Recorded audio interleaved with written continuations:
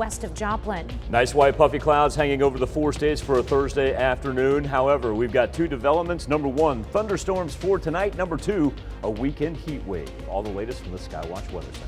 And the PGA Tour threatens to hand out lifetime bans to players who golf in their new rival league.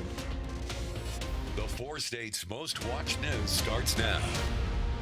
U.S. Marshals continue their search for 2 of the 3 missing inmates who broke out of the Barry County Jail last Friday. This is KOAM News at noon. I'm Tanya Bach. Topping our first 7 minutes, authorities say the last possible sightings were in Springfield, Missouri and in Arkansas. Officers took the 3rd inmate into custody yesterday. They found Christopher Blevins in Casper, Wyoming. Blevins, along with Lance Stevens and Matthew Crawford, escaped from the Barry County Jail in Cassville on Friday. The 2 missing are still considered armed and dangerous. Investigators believe 1 or more of the escapees stole a pickup in Barry County and then stole an SUV in Salina, Kansas, and ditched it in Wallace County, Kansas, near the Colorado line. You'll find much more on this case, including how they escaped, on our website at KOAMnewsnow.com. A robbery suspect leads police on a high-speed chase in Oklahoma. On Tuesday, Jasper County Sheriff's deputies responded to an armed robbery at the Stones Corner Subway restaurant in Airport Drive. These surveillance images captured the suspect's vehicle. Authorities say they've now found that vehicle. That was yesterday afternoon in Mays County, Oklahoma, and chased the car along I-44, then onto State Highway 20. During the chase, the suspect drove into oncoming traffic and then stopped west of Pryor, Oklahoma, and ran. Authorities say they know who the suspect is, but are not releasing that information at this time. They also say the vehicle was stolen out of Oklahoma. No one was injured during the robbery or the pursuit. Missouri Highway Patrol responds to a fatal crash on Highway 66 and Central City Road Wednesday evening. It happened just after 6 p.m. Troopers say 71-year-old Cynthia Myers was killed when her Ford Escape failed to stop at the intersection and hit a car heading south. Both drivers were taken to Freeman Hospital, where Myers later died. At last report, the other driver, 20-year-old Dylan Anderson, was recovering with moderate injuries. Well, we're finally getting a day of sunshine in the middle of a very rainy week, but for how much longer? Michael Aislip joins us with the first look. It certainly was a great morning to be at the Skywatch Weather Center because we weren't inundated with colors including green, red, yellow, orange. However, Tanya, by the time you and I reconvene on the KOAM Morning News tomorrow, that's exactly what we'll be staring at. So please take every opportunity to enjoy what's going to be a delightful Thursday. Temperatures right now ranging up into the high 70s. We've yet to see anybody get to 80, but even when we do, we'll slow down after that. Really about 82, 83 is about as warm as we'll see today. The Skywatch Storm Tracker, we are seeing everything slowly begin to develop up to our northwest. But what it's going to do, think about this as like a holding ground around I-70. And what I mean by that is while the additional storms will continue to pop up especially from a north-south track, they're not going to have much easterly movement for today. And so that's why I kind of refer to that as the parking lot right now. It's just going to kind of sit there before it decides to move in later on tonight into early Friday morning. Little breeze moves in from the southeast right now, providing us with just about a 1 to 2 degree difference between our temperature and our actual heat index. And at least we're not having to tolerate what they have out in the western portion of the United States, which is a massive heat wave that's only going to get worse as they head toward the weekend. As we get ready to begin a 4-state weekend, here we go. Tomorrow morning, once again, from the parking lot into our front yard is where it's going to roll from. Early Friday morning, it rolls through. And when we get this right there, that's going to be the heavy rain, thunder, lightning, and also, too, we have a chance for high wind and hail, which is why we find ourselves in the low category on the severe thunderstorm risk map. You can tell how that thing backs off to marginal and then just thunderstorm activity as it proceeds to the east. But the majority of the 4 states is considered in that threat for the wind and the hail. Should be a nice Friday afternoon. And then after that, we are right back into the heat wave. Tanya, it's been a while since we've been talking about a string of 90-degree temps, but that's where we find ourselves for the middle of June. All right, well, we're in for hot weather, so enjoy it while it lasts. Like, I'm supposed to check in with you tomorrow morning to see if either you or I actually mowed our yards this afternoon. Mine's going to get done. So's mine. I've already made the time commitment. Yep. Okay. Taking the plunge, the old Nestea plunge. I'm doing it too. Okay. All right. Thanks, Michael. Well, the man who police say planned to kill Supreme Court Justice Brett Kavanaugh is charged with attempted murder. The 26-year-old suspect, identified as Nicholas Roski, was arrested near Kavanaugh's home in Maryland early Wednesday morning. He had traveled there from California, where he lives. Police say he was carrying a case full of potential tools for an attack. According to court documents, he believed killing Kavanaugh would give his life purpose. U.S. troops are testing new remote-controlled weapons in Europe as war rages in Ukraine. It's part of a strategy to help protect allies in the region against any Russian aggression. CBS's Ian Lee reports. The future of war is unmanned, at least partially. The U.S. Army is testing robotic weapons in Germany, like this reconnaissance combat vehicle. We can get better situational awareness on the ground before I commit my soldiers to the fight. The war in Ukraine shows the need for these kinds of weapons, with both sides suffering heavy losses since Russia invaded. While U.S. troops aren't in that fight, they're getting ready in case Russia goes after a NATO ally. And in the fog of war, the military believes robots could save soldiers' lives. Instead of sacrificing all 4 of my men initially, or 6 of my men out there, I can send this up front first, do the probing, get the positive identification at other tanks. Ukraine also exposed the importance of logistics, getting supplies safely to the front lines. Robotic trucks can keep troops well armed while reducing the risk to drivers. Think of this technology like following the leader. So what we have here is a kit that goes onto an existing truck. And then as that first vehicle is driven by humans, the other vehicles can reproduce the path robotically. Giving the U.S. military a path to keep soldiers safe on the battlefield. Ian Lee, CBS News. Part of the U.S. mission in Europe is to make sure the robotic weapons can work effectively alongside U.S. allies. That's a look at today's top stories in weather in our first 7 minutes. Up next on KOAM News at noon, major drama in the golf world as more big-name golfers sign up for a Saudi-backed league. And later, we're making an Orange Dream angel cake in the Mr. Food Test Kitchen. The PGA Tour today suspended Phil Mickelson, Dustin Johnson, and 15 others who joined a breakaway tour that offers $25 million in prizes. Charlie D'Agata takes us to the Saudi-backed event just outside of London. The event that teed off at the Centurion Club north of London Thursday could change the course of golf forever. 6-time major champion Phil Mickelson among a swelling number of stars lured away from the PGA by eye-watering sums of Saudi Arabian money. I understand that many people have very strong opinions and may disagree with my decision. This is an opportunity that gives me a chance to have the most balance in my life going forward, and I think this is going to do a lot of good for the game. And a lot of good for his bank balance. He declined to confirm reports. He cut a deal for $200 million just to show up. Over the course of the next few days, some of the biggest names in golf will be competing for one of the biggest paychecks in golf. The tournament is being bankrolled by a Saudi regime accused of appalling human rights abuses, including the brutal murder of journalist Jamal Khashoggi. Mickelson was repeatedly grilled about Saudi Arabia's human rights record. I don't condone human rights violations at all. I don't think nobody here does throughout the world. But those violations haven't stopped him from taking part. Same with big hitters like Sergio Garcia, Ian Poulter, Lee Westwood.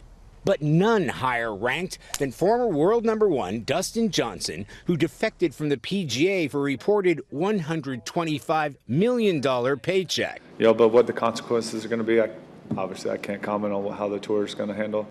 The breakaway tour has driven a wedge straight through the PGA between those staying loyal to the tour and those who believe they deserve a bigger payout.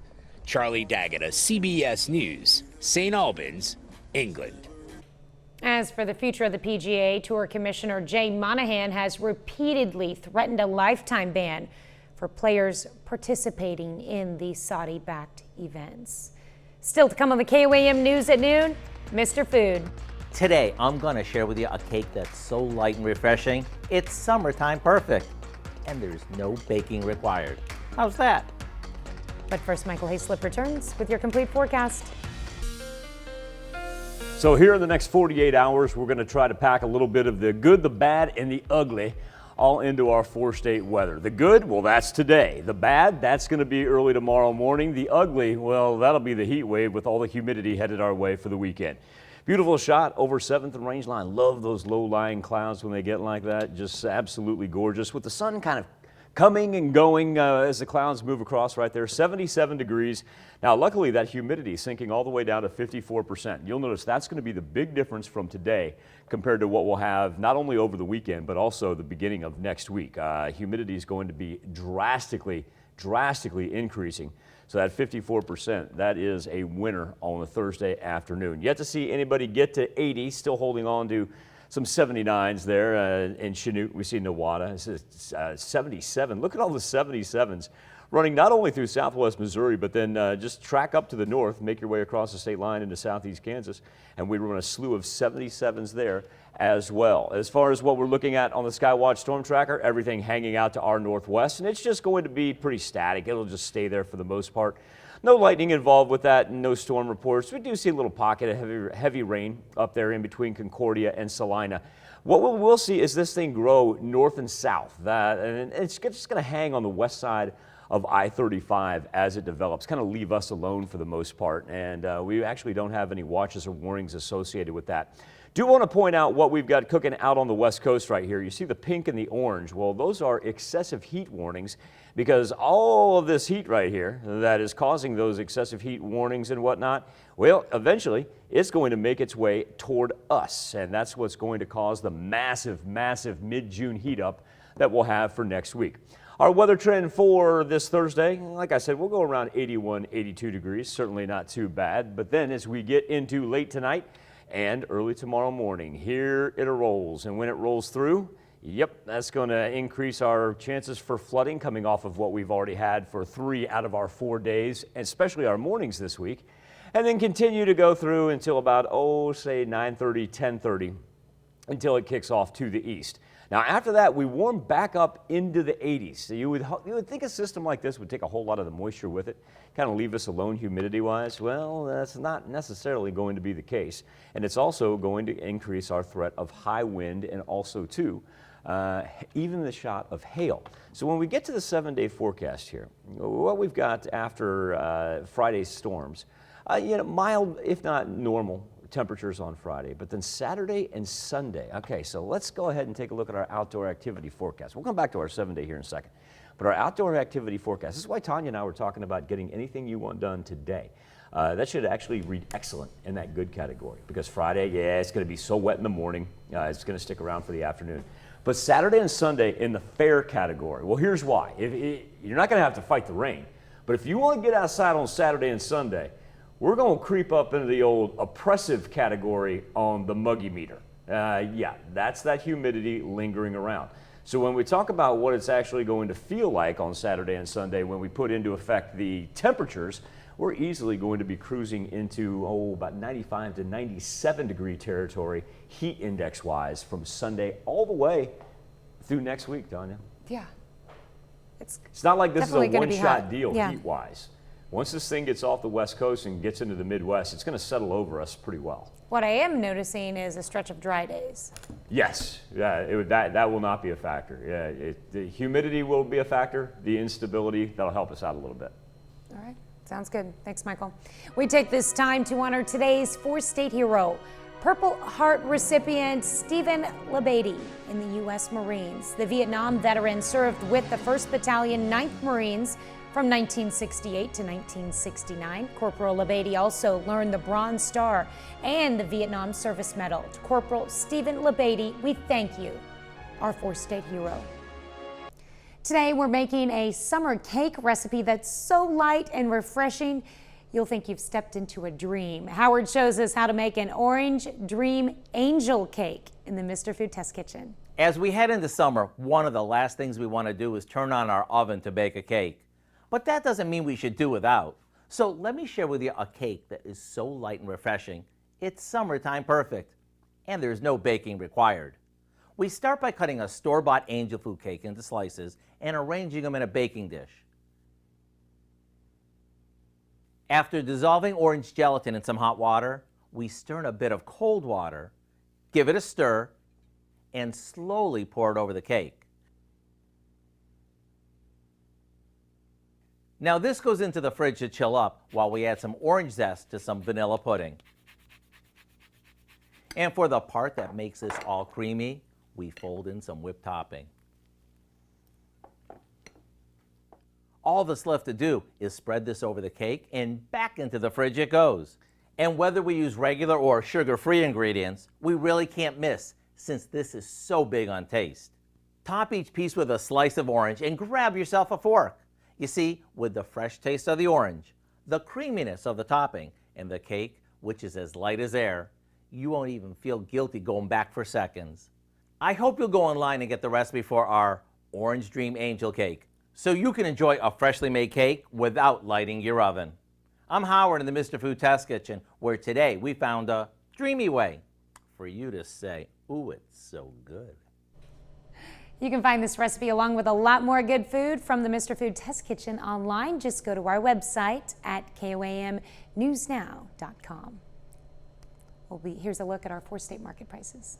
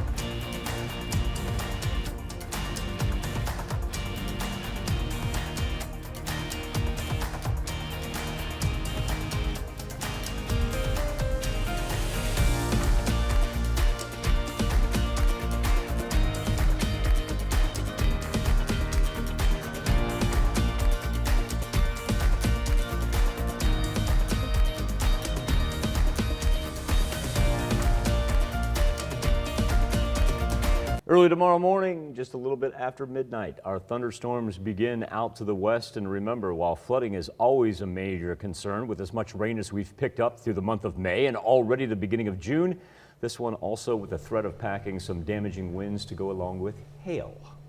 All right. Don't need that. Keep an eye on that for sure. All right, what do we have coming up tonight at 5? Well, at 5, British researchers have created a special gel that could be used to help repair tissue damaged by heart attacks. We're going to learn more about how that works in Health Watch. Plus, an inside tour of the new $17 million Arts Center in Joplin. And Carthage Chamber of Commerce celebrates 90 years of service. Hope you join us for those stories. A whole lot more, of course. It's all coming up today on KOAM News at 5. All right. Thank you, Dow. Thanks for joining us for KOAM News at noon. We'll see you right back here at 5 o'clock.